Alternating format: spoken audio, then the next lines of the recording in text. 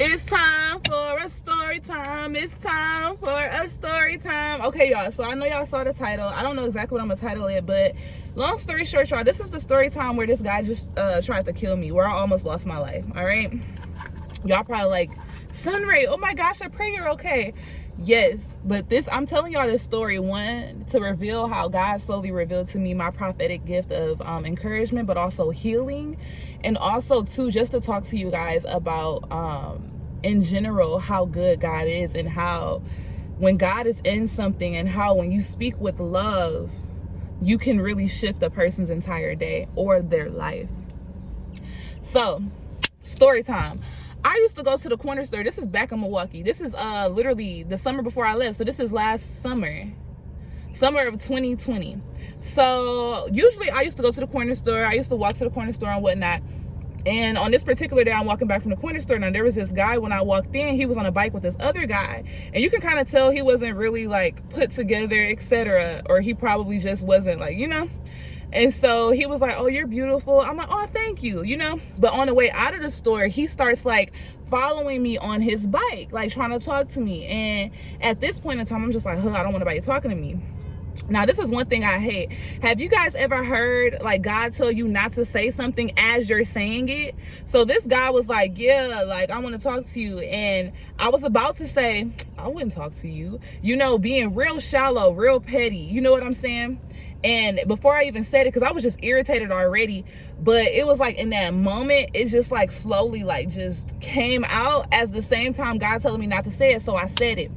Tell me why as soon as I said it, y'all, this man turned crazy. He was like, you crazy B word. Like, he was like, you stupid B. Like, you, what did he say? He said, you stupid B, blah, blah, blah. Like, he started cussing me out. He like, I'll kill you, B. I'll kill you, B. And da-da-da-da-da. He like, you know what? Give me some money. He said, if you give me some money, he said, I ain't gonna kill you. Da-da-da-da-da. Like, real. And I'm sitting there like, oh my gosh. And he's still walking after me, like, and whatnot, talking all this stuff and whatever, right?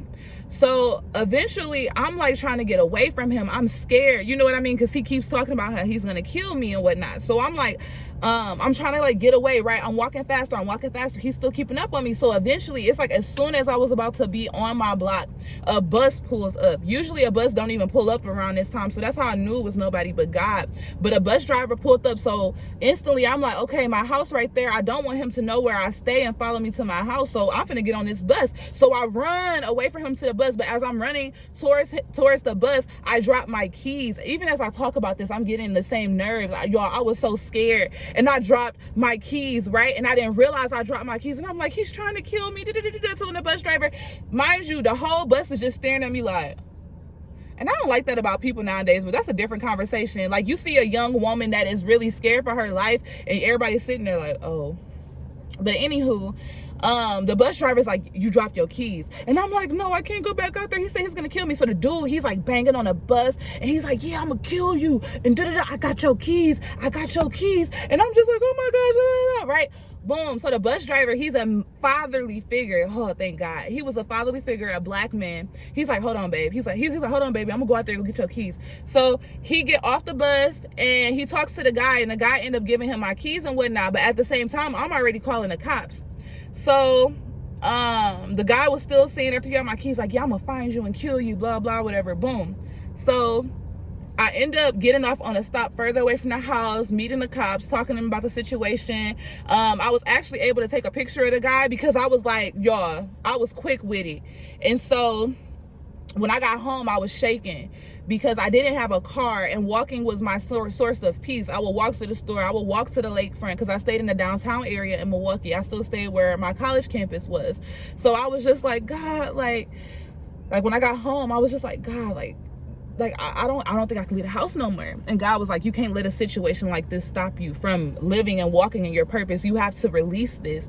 So I went into a deep prayer, y'all. And in a deep prayer, God showed me a vision. It was of this man, and it was of like God just kind of showing me, well, actually it was the guy himself talking to me. He was just like, when I was younger, like, I didn't have a lot of love from my mom. A lot of women abandoned me and all this other stuff. This is why I'm so angry at women when they reject me. All of this stuff, right? Literally, he had a spirit of rejection. He suffered from getting rejected all his life. Therefore, in that, okay, I'm jumping ahead of myself. So that's kind of what the vision was. But in that moment, I said, God, I forgive him. For he know not what he did. I forgive him, right?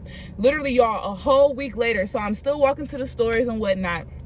So I'm on my way to Walgreens, walking the opposite direction from the corner store. And so when I get towards Walgreens, there's like this little thing that's in the cut where they have like that garbage can, and something just told me he was right there. So I'm walking, and then he pop out, and I'm like, hey, what's up?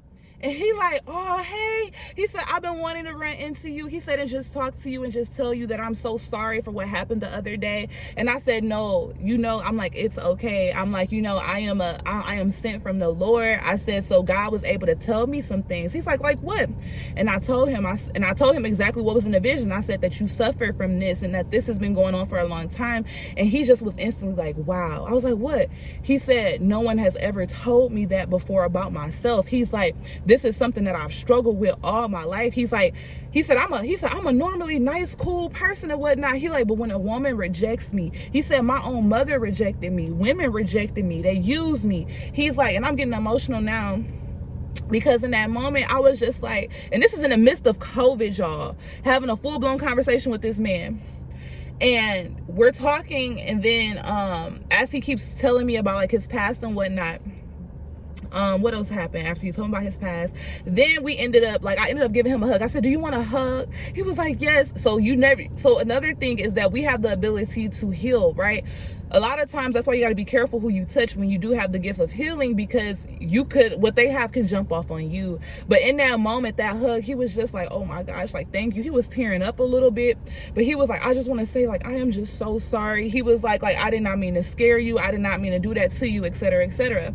Now, this is exactly a whole week later.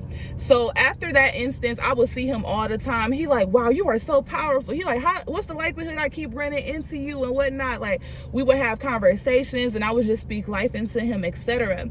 And when I told my friends about this situation, they like, Netta, you crazy. Like, you are crazy. How can you hug a man that said he was gonna kill you? I said, that's the power of God. I said, that's the power of healing. You know what I mean? And that's how I knew that I was a prophet.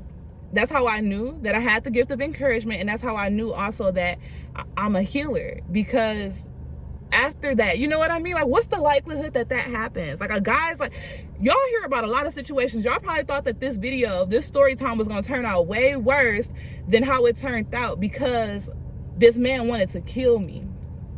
But again, that's why when I released my prophetic word this morning to you guys as well, I explained to you guys, speaking with love and being in love is important. I had stepped out of alignment of God's will for 1 second, and literally that was enough for Satan to attack me. So it's so important to stay in alignment with God and stay in alignment with the fruits of the Spirit, because like I said, I was already kind of irritated that day. So I'm just like, I wouldn't talk to you. Like, get away from me. You know what I mean? And not knowing, you know what I mean, what that person has gone through. That's why it's also important to be careful what you say. Hold on, y'all. Smoothie King break. Side note, I asked for a pineapple sir. This is definitely angel food, the strawberry banana, but I didn't get a banana today. So I just took it as God saying, girl, get your banana. Get your potassium. But yeah, y'all, it just shows how good God is. Like, to this day, I pray he's okay. But y'all, I promise y'all, I would see him all the time. And when I would tell my friends, they just be like, are you crazy? Like, why were you that comfortable? It's God. It's the power of God. It's him. And I pray that this kind of encourage you guys, one, to not judge a book by its cover.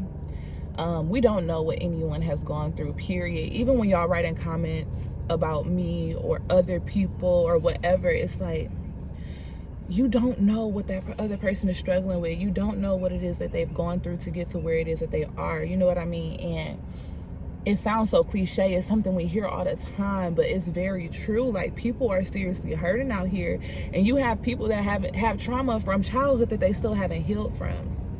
So I just wanted to share this story time with y'all because I was like, the way it happened. And then to this day, when I tell people about it, they like, that's how you know God has his hand in my life, because I've had more than just an occurrence like that.